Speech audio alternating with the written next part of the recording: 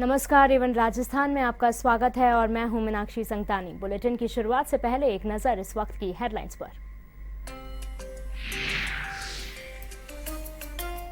सर्वोच्च न्यायालय का बड़ा फैसला, जेल परिसरों के पास से नहीं हटेंगे मोबाइल टावर। न्यायमूर्ति ए.के. सीकरी और न्यायाधीश दीपक गुप्ता की पीठ ने दिए आदेश।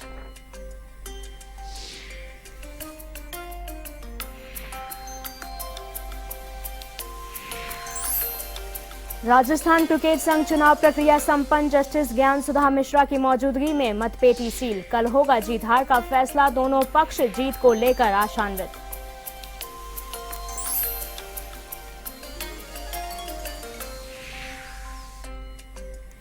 कोटा में एसबीआई बैंक के कैशियर की दबंगई, शिकायत करने पर बुजुर्ग के साथ की मारपीट, सीसीटीवी में कैद हुई घटना।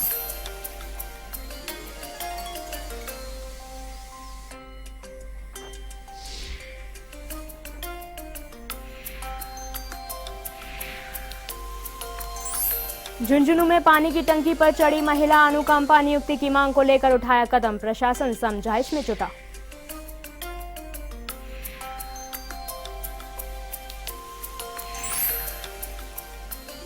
राजस्थान यूनिवर्सिटी में 1 जून से शुरू होगी प्रवेश प्रक्रिया, विश्वविद्यालय ने किया प्रवेश प्रक्रिया का प्रारूप जारी। 10 जून है आवेदन करने की अंतिम तिथि।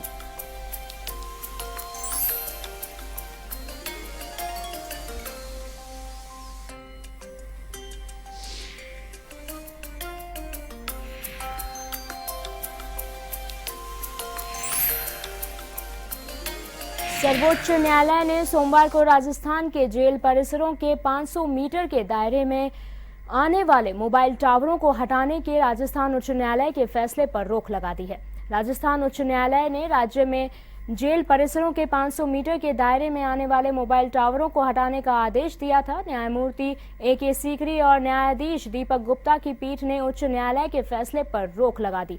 वरिष्ठ अधिवक्ता कपिल सिब्बल ने पीठ को बताया कि मोबाइल टावर हटाने से 80 लाख लोग प्रभावित होंगे।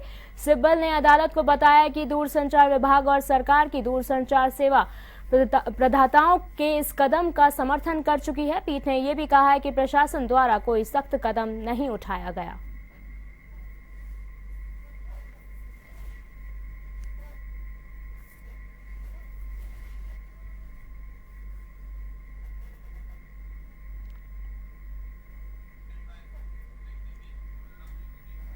राजस्थान में क्रिकेट की बागडोर संभालने के लिए लंबे समय से हो रहा इंतजार आखिरकार मंगलवार को समाप्त हो जाएगा। राजस्थान हाईकोर्ट में मंगलवार को आरसीए चुनाव के बाद तस्वीर पूरी तरह साफ हो जाएगी। ऐसे में सोमवार को आरसीए चुनाव की मतदान प्रक्रिया समाप्त हुई। इस दौरान 33 जिला संघों ने अपने अपने वोट डाले, जिसके बाद राजस्थान क्रिकेट का भविष्य एक लिफाफे में बंद किया गया। हाईकोर्ट के न्यायाधीश जे.के. रांका की अदालत में आरसीए चुनावों के परिणाम जारी किए जाएंगे। इससे पहले आरसीए चुनाव में अध्यक्ष पद के लिए मुकाबला कांग्रेस के दिग्गज और पूर्व केंद्रीय मंत्री सीपी जोशी व आईपीएल के पूर्व चेयरमैन रहे ललित मोदी के बेटे रुचिर मोदी के बीच है। दोनों ही गुटों ने सोमवार सुबह मतदान से पूर्व जीत का दावा भी किया। आपको बता दें कि लंबे समय से राजस्थान क्रिकेट राजनीति के दांवपेचों में फंसा रहा है, जिससे खिलाड़ियों और क्रिकेट प्रेमियों को भी काफी नुकसान पहुंचा है। बीसीसीआई ने पहले ही राजस्थान क्रिकेट संघ पर बैन लगा रखा है, जिससे यहां इंटरनेशनल क्रिकेट मैच आयोजित नहीं हो पाए। वहीं आईपीएल में राजस्थान के नाम की फ्रेंचाइजी टीम के मैचों को भी गुजरात में ले जाया गया। आरसीए को उसका शासक मिलने से राजस्थान की क्रिकेट एक बार फिर से पटरी पर लौटने की आस है।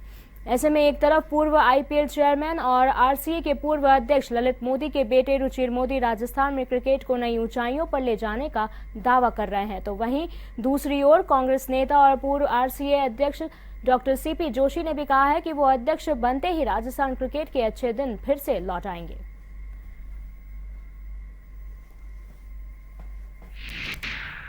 भरतपुर में कहते हैं कि 2016 में जो इलेक्शन हुआ था डिस्ट्रिक्ट क्रिकेट एसोसिएशन का, उसमें वो जो जिन्होंने वोट किया वो असल में स्ट्रेंजर्स थे। वो स्पोर्ट्स एसोसिएशन के एक्चुअली वोटर्स नहीं थे। अब ये आइडेंटिटी को डिसाइड करना या समझना वो तो एक एविडेंस की बात होती है, ओरल डॉक्यूमेंट्री सब कुछ देख करके। तो ऑल्दो कि हाई कोर्ट ने कहा कि ओम्बुड्समैन यानी मेरे जुरिस्डिक्शन में कि मैं डिसाइड करूं, पर वो व्यक्ति वो है कि नहीं है, वो किसका बेटा है या किसका पति है या क्या है, वो तो आइडेंटिटी मुश्किल था डिसाइड करना। तो वो जब इलेक्शन पिटिशन जो भी अगर अफेक्टेड पार्टी है वो फाइल करेगी तब होगा, और उस इलेक्शन पिटिशन में हुआ कि भाई वो वोटर एलिजिबल नहीं था, तो ये इलेक्शन अफेक्ट होगा अपने अप्रोप्रिएट टाइम पे। झालावाड़ के कामखेड़ा चिकित्सालय पिछले 1 साल से एक चतुर्थ श्रेणी कर्मचारी के भरोसे चल रहा है। आपको बता दें कि अस्पताल में 2 डॉक्टर, 4 कंपाउंडरों सहित नर्स और लैब टेक्नीशियन के कुल 10 पद स्वीकृत हैं, जो सभी पद वर्तमान में खाली पड़े हैं। ऐसे में मरीजों को खासी परेशानियों का सामना करना पड़ रहा है। अस्पताल में डॉक्टर उपलब्ध नहीं होने के कारण मरीजों को बेरंग लौटना पड़ रहा है।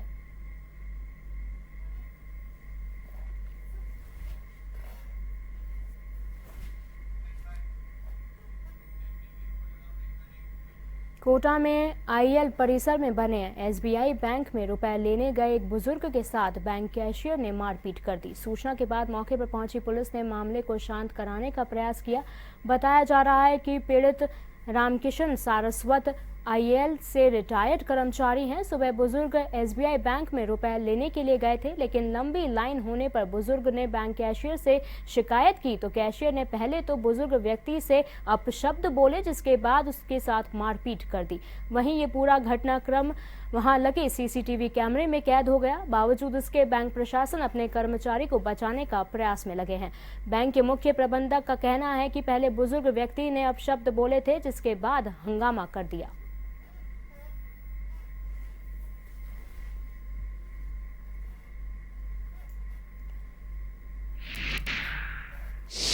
सीसीटीवी को देखने से एकदम क्लियर समझ में आ रहा है कि जो कस्टमर थे सारस्वत जी वो तैश में थे और उनकी किसी दूसरे कस्टमर से हाथापाई हुई। बैंक और स्टाफ ने उनको काफ़ी समझाया भी और बचाव करने की कोशिश करी।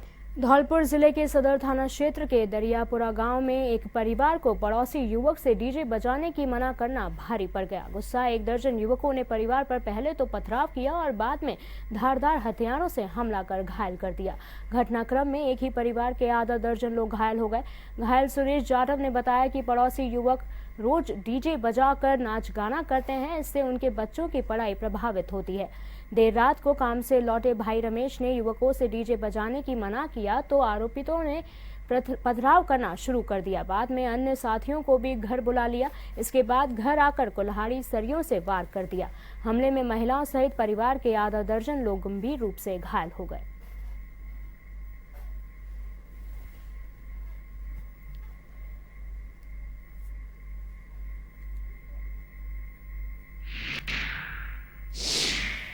गांव में रात को कोई डीजे के लेके 2 पार्टी में आपस में झगड़ा हुआ था, जिसमें से एक पार्टी ने दूसरी पार्टी पर हमला कर दिया और हमले में घायल 4 मरीज ट्रॉमा वार्ड में भर्ती हैं।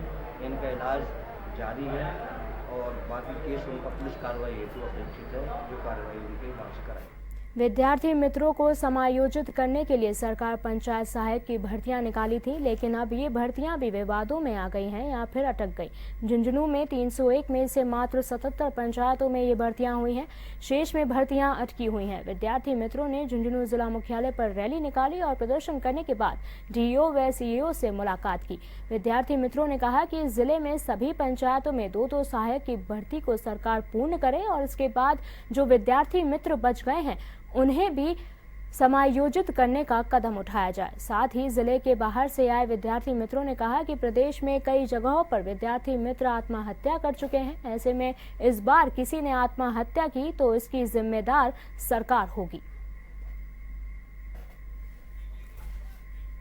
आपको बता दें कि स्कूल के खेल में इस भूमि पर अतिक्रमणकारियों ने अपना हक जमा रखा है, साथ ही इस पर कच्चे और पक्के निर्माण भी कर लिए, जिससे प्रशासन की लापरवाही सामने आई है। ग्रामीणों का कहना है कि गिरदावर और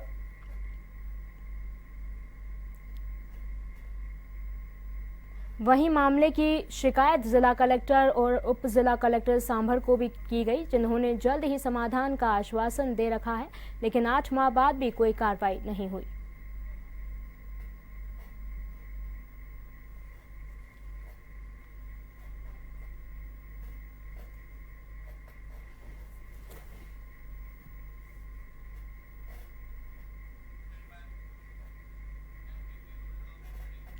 झुंझुनू पुलिस लाइन में रहने वाले कांस्टेबल सुरेश की मौत के बाद उसकी पत्नी सरकारी नौकरी की मांग को लेकर पानी की टंकी पर चढ़ गई।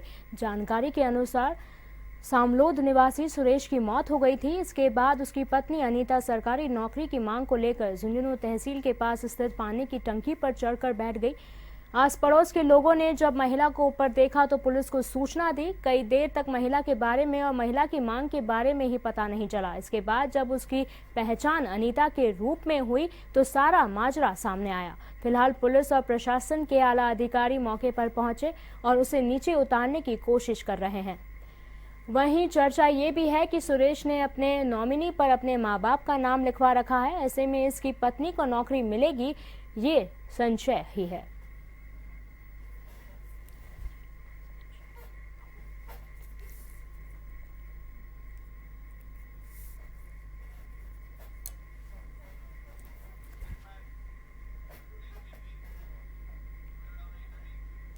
एक तरफ देश और प्रदेश की सरकारें महिला सुरक्षा को लेकर गंभीर नजर आ रही हैं, तो वहीं दूसरी तरफ महिला सुरक्षा के दावों की पोल खुलती नजर आ रही है। मामला जालोर जिले के बागोड़ा कस्बे में बस स्टैंड पर बने सार्वजनिक शौचालय का है, जहां कहने को तो महिलाओं और पुरुषों के लिए अलग अलग शौचालय बने हुए हैं, लेकिन ग्राम पंचायत के कर्मचारियों की लापरवाही के चलते पुरुष शौचालय पर ताला लगा हुआ है। ऐसे में खुले पड़े महिला शौचालय का पुरुष भी उपयोग कर रहे हैं, जिससे कई बार महिलाओं को शर्मसार होना पड़ रहा है। ग्राम पंचायत के कर्मचारी इसे गंभीर नहीं ले रहे हैं।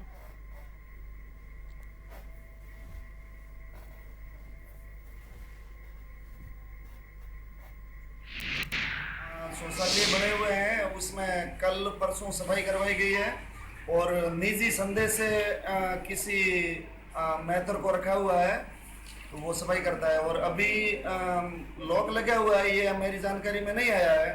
अगर वहाँ कोई फिनाइल या सामान लेने के लिए गया होगा और वो मैं अभी चेक करूँगा, अगर वो बंद है तो हम वापस चालू।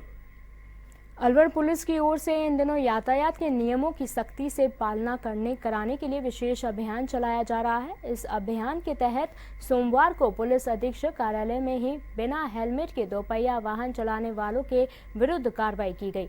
यातायात प्रभारी डीएसपी सुरेश यादव की मौजूदगी में बिना हेलमेट के गाड़ी चलाने वाले पुलिसकर्मियों का चालान काटा गया। एसपी कार्यालय में अचानक हुई इस कार्रवाई से अफरा तफरी का माहौल बन गया। डीएसपी सुरेश यादव का कहना था कि दुर्घटना से बचाने के लिए सख्ती की जा रही है। शहर में बिना हेलमेट के वाहन चलाने वालों के विरुद्ध कार्रवाई की जाएगी।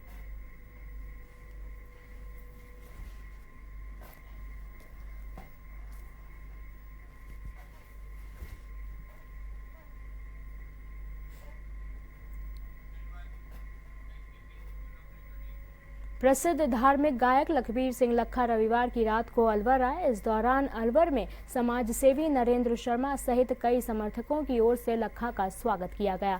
इस मौके पर एवन टीवी संवाददाता चंद्रशेखर शर्मा से विशेष बातचीत में लखा ने बताया कि भजनों का क्रेज अभी कम नहीं हुआ है और उनके द्वारा जल्द ही धार्मिक फिल्म भी रिलीज की जाएगी।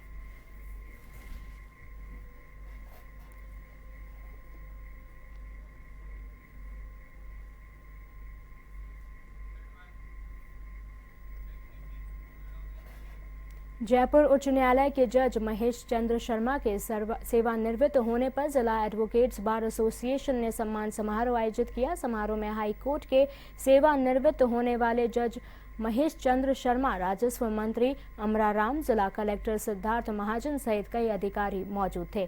आयोजकों ने अतिथियों का माला व साफा पहनाकर स्वागत किया। समारोह के दौरान मुख्य अतिथि महेश चंद्र शर्मा ने अधिकृत अधिवक्ताओं के डिजिटल कार्ड तथा एडवोकेट्स बार की वेबसाइट भी लॉन्च की। बार एसोसिएशन ने सरकार से स्थायी न्याय मंच बनाए जाने की मांग की। इस पर राजस्व मंत्री अमराराम ने सरकार तक बात पहुंचाने का आश्वासन दिया। समारोह के दौरान राजस्व मंत्री अमराराम ने कहा कि मानव जन्म से महान नहीं होता है, कर्मों से महान होता है। वहीं पर महेश चंद्र ने कहा कि जैसे मनुष्य के जन्म लेते ही उसके मरने की तारीख निश्चित हो जाती है, वैसे ही सरकारी नौकरी में आते ही व्यक्ति के रिटायरमेंट की तारीख भी निश्चित हो जाती है।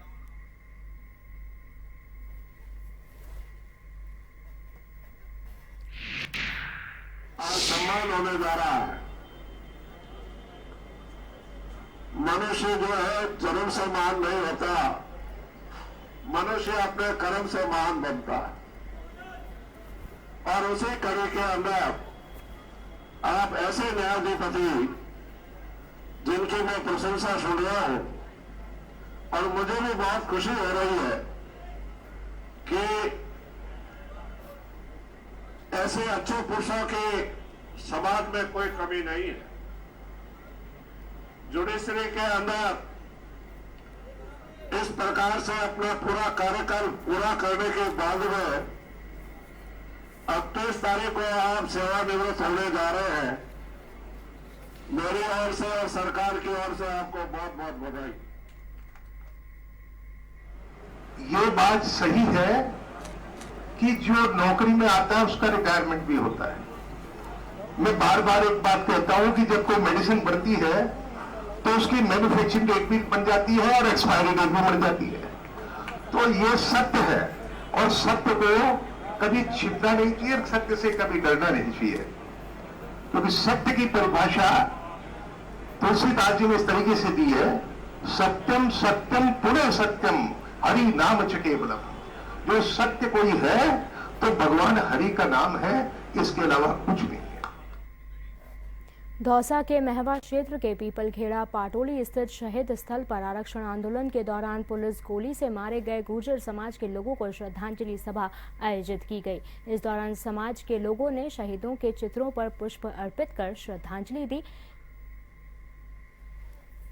में राजस्थान शिक्षक संघ के बैनर तले शिक्षकों ने जिला परिषद कार्यालय पर प्रदर्शन किया। इस दौरान शिक्षकों ने जिला परिषद अधिकारी व जिला प्रमुख से शिक्षकों के स्थायीकरण की मांग की। शिक्षक संघ के अध्यक्ष श्याम सुंदर का कहना है कि सन 2012 के शिक्षकों के स्थायीकरण के लिए राज्य सरकार ने 2017 में जिला परिषद को आदेश दिए थे, जिसके बाद भी जिला परिषद ने सरकार के आदेश को गंभीरता से नहीं लिया। शिक्षकों के स्थायीकरण करने के मामले में BSTC एपरिंग रिवाइज रिजल्ट से प्रभावित शिक्षक, असाधारण अवकाश लेने वाले शिक्षक शामिल हैं। वहीं जिला परिषद के इस रवैये से करीब 100 से अधिक शिक्षकों के स्थायीकरण पर संकट के बादल मंडरा रहे हैं। ऐसे में सभी शिक्षकों ने मांग की है कि जिला परिषद जल्द से जल्द शिक्षकों का स्थायीकरण करे।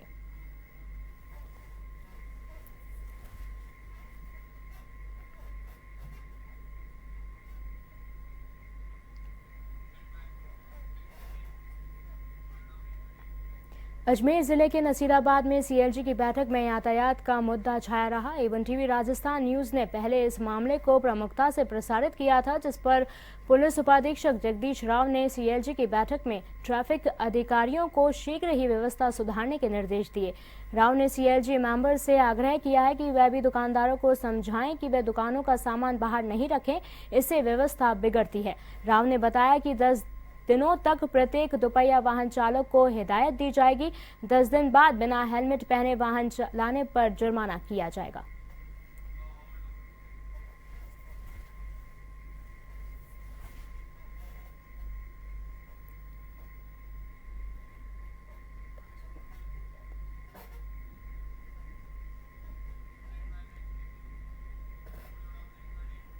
भीलवाड़ा के वार्ड नंबर 6 बीलिया में पानी की समस्या को लेकर महिलाओं ने जिला कलेक्टर कार्यालय पर प्रदर्शन किया। उन्होंने कलेक्टर को ज्ञापन देकर जल्द से जल्द नल कनेक्शन करवाने की मांग की। महिला सीता देवी ने कहा कि हमारे वार्ड में पाइपलाइन तो डाली हुई है, लेकिन अभी तक उसमें पानी की सप्लाई नहीं की जा रही है, जिसके कारण पानी भरने के लिए काफ़ी दूर जाना पड़ रहा है। पार्षद को शिकायत करने के बावजूद कोई कार्रवाई नहीं की गई।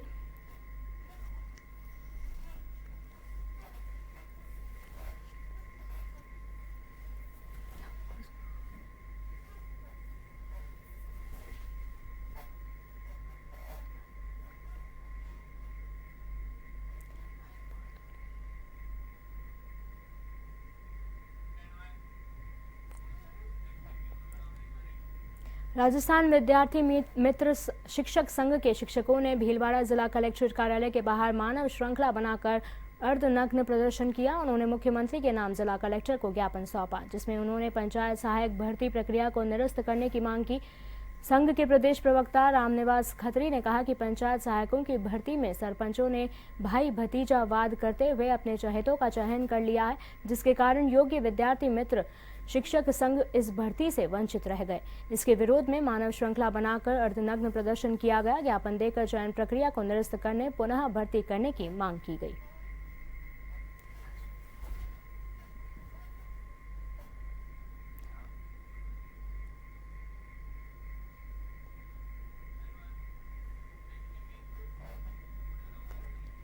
परीक्षाओं के बाद राजस्थान यूनिवर्सिटी में प्रवेश प्रक्रिया शुरू होगी। एडमिशन प्रोसेस 1 जून से शुरू होगा। विश्वविद्यालय की ओर से प्रवेश प्रक्रिया से जुड़ा पूरा शेड्यूल जारी कर दिया गया है। इसमें संगठन कॉलेजों में एडमिशन पाने वाले विद्यार्थियों को 10 दिन का समय दिया जाएगा।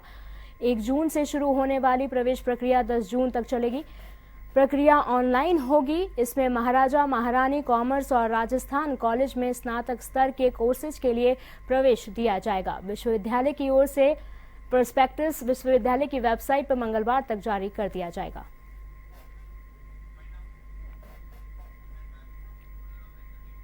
और इसी के साथ इस बुलेटिन में फिलहाल के लिए इतना ही। देश और दुनिया की तमाम बड़ी खबरों के लिए आप देखते रहिए A1 TV। नमस्कार।